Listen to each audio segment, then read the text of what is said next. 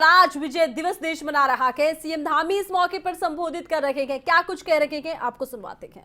मैं प्रातःकाल वहां मॉर्निंग वॉक में गया 6 बजे। तो वहां के जो महारेजिमेंट सेंटर के एसएम थे सुबेदार मीरा साहब, वो जिम के बाहर खड़े हुए थे और 2 घंटे बाद फिर से हम जब गए तो फिर वहीं खड़े थे। मैंने कहा मैं एसएम साहब से तो अभी मिला था। तो जनरल बंसी पोनप्पा साहब बोले कि ये हमारे एसएम साहब हैं, और एसएम साहब नहीं, कोई बहुत बड़े अधिकारी जो जनरल स्तर के होते हैं, वो जनरल स्तर के अधिकारी भी हमारे फौज में जो अपने से बहुत छोटे अधिकारी होते हैं, उन सबको बहुत प्यार से क्या कहते हैं जानते हैं आप? साहब। बोलेंगे ये सुनील साहब बैठे हैं, ये दिलीप साहब हैं, और वो साहब केवल औपचारिक नहीं होता है, ये दिल से निकलता है। तो मैंने कहा कि मैं ये बात, वैसे तो मैं बचपन से सेना के साथ रहा हूं, लेकिन इस बार मैंने वहां जाकर बहुत नजदीक से इस बात को देखा, तो मन में बिल्कुल दिल में ये बात अंदर तक घर कर गई।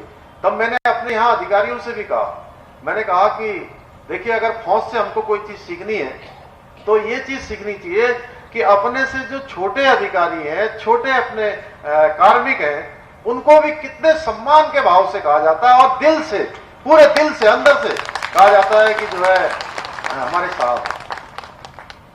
तो मैंने जनरल बंसी पोनप्पा को कहा, मैंने कहा साहब ये हमारे फौज की बड़ी विशेषता है। तो उन्होंने कहा साहब कि हम एक सम्मान ही तो देते हैं, इसीलिए तो भारत की सेना आज विश्व की सर्वाधिक शक्तिशाली सेनाओं में से एक है। आज भारत के वीर जवानों का अदम्य साहस, वीरता हमको हमेशा दिखाई देता है। उसी के कारण से मोदी जी जब से प्रधानमंत्री बने, जवानों को अच्छे हथियार नहीं मिलते थे, अच्छे बूट नहीं मिलते थे, अच्छे जैकेट नहीं मिलते थे।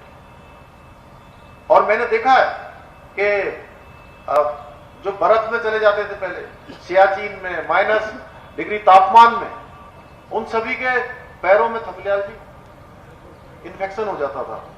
क्या कहते हैं जनरल साहब, उनको कौन सा कीड़ा लग जाता था, पैर भी कई लोगों के काटने पड़ते थे। हाँ, गैंग्रीन वगैरह मैंने बहुत लोगों को देखा है, मैंने नजदीक से इन चीजों को देखा है। और मोदी जी के प्रधानमंत्री बनने के बाद जहां सेना को अत्याधुनिक हथियार मिल रहे हैं, अच्छे ड्रेस मिल रही है, उपकरण मिल रहे हैं, उनके अच्छे सुविधाएं मिल रही हैं, और सुविधा मामले में सेना हमारी तेजी से आगे बढ़ रही है। सेना के सशक्तिकरण के लिए लगातार काम हो रहा है। आज हमारे सैनिकों का मनोबल इतना ऊंचा है कि वो दुश्मन के घर में घुसकर उस पर कार्रवाई करते हैं। उसके उदाहरण हमारे सामने है। अभी आपने देखा तवांग में चीन के सैनिकों को किस तरीके से उनके दांत खट्टे करके सीमा से खदेड़ने का काम किया है। ये नया भारत है। और इससे पहले भी हमारी सेना इस प्रकार के कई परिचय दे चुकी है, चाहे वो सर्जिकल स्ट्राइक हो। हालांकि मुझे कहना नहीं चाहिए, उस सर्जिकल स्ट्राइक को भी कुछ लोगों ने कहा कि सबूत दीजिए इसके, सेना से ही सबूत मांगने लगे। कुछ लोग जनरल बिपिन रावत साहब को ही वो नहीं है हमारे बीच में, उनको ही कई प्रकार की टिप्पणियां करने लगे। मैं उनका नाम भी नहीं लेना चाहता हूं। और आज कोई चुनाव का वक्त नहीं है, यह आज विजय दिवस का कार्यक्रम है, लेकिन मैं सबके स्मरण में लाना चाहता हूं कि जब जब वोटों की बात आती है, चुनाव की बात आती है, सबको सैनिकों की याद आती है, लेकिन सैनिकों का सम्मान कभी दिल से उन्होंने किया नहीं है। मैं कहना चाहता हूं, सैनिकों का असली सम्मान अगर किसी ने किया है तो हमारे देश के प्रधानमंत्री मोदी जी के कालखंड में प्रारंभ हुआ है। और पहले के समय में दुश्मन की गोली आती थी तो दुश्मन की गोली का जवाब देने पूछना पड़ता था, कई दिनों तक इंतजार करना पड़ता था कि गोली आई है, गोला आया है, हथगोला आया है, वहां से हमला हुआ है। हमारे जवान शहीद भी हो जाते थे, लेकिन कोई उत्तर नहीं आता था। बड़ी प्रक्रिया चलती थी। प्रधानमंत्री मोदी जी के बनने के बाद अब गोली का जवाब देने के लिए किसी से पूछना नहीं पड़ता है, बल्कि गोली का जवाब गोलों से देने का काम हमारी सेना करती है।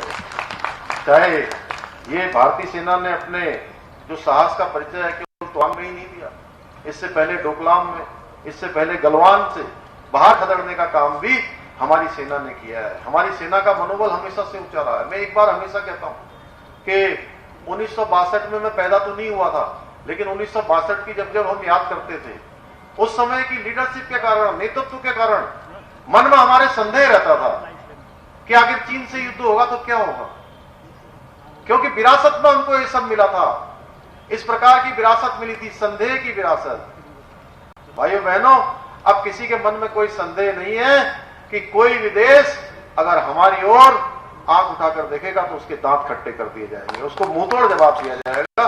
क्योंकि आज सेना जहां हमारी पहले से ही मजबूत रही है, सेना हमेशा से हमारी अदम्य साहस और वीरता का परिचय देती रही है, दुनिया की सर्वाधिक शक्तिशाली सेनाओं में से रही है।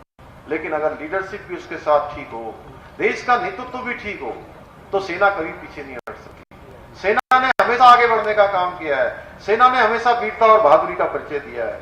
भाइयों बहनों, कहा तो पहले हम पाकिस्तान से युद्ध होता था तो कई बार सोचते थे कि क्या होगा, आतंकवादियों से, जिहादियों से, अलगाववादियों से। परंतु आज मोदी जी के नेतृत्व में हम विश्व की किसी भी सेना को, मैं किसी का नाम नहीं लेना चाहता, कोई भी देश अगर हमारी ओर आंख उठाकर देखेगा तो हमारी सेना उसका मुंहतोड़ जवाब देने के लिए तैयार बैठी हुई है। आज सशक्त भारत बन चुका है। एक सैन्य परिवार में पैदा होने के कारण मैंने सैनिकों के संघर्ष को देखा है, उनके दुख दर्दों को नजदीक से देखा है, उसको महसूस किया है। इसलिए तमाम प्रकार की जो वेलफेयर की योजनाएं हम लगातार बना रहे हैं, अभी गैलेंट्री अवार्ड, अन्य अवार्ड, हमारे सेना मेडल, उन सभी पर हम लोगों ने धनराशि बढ़ाई है।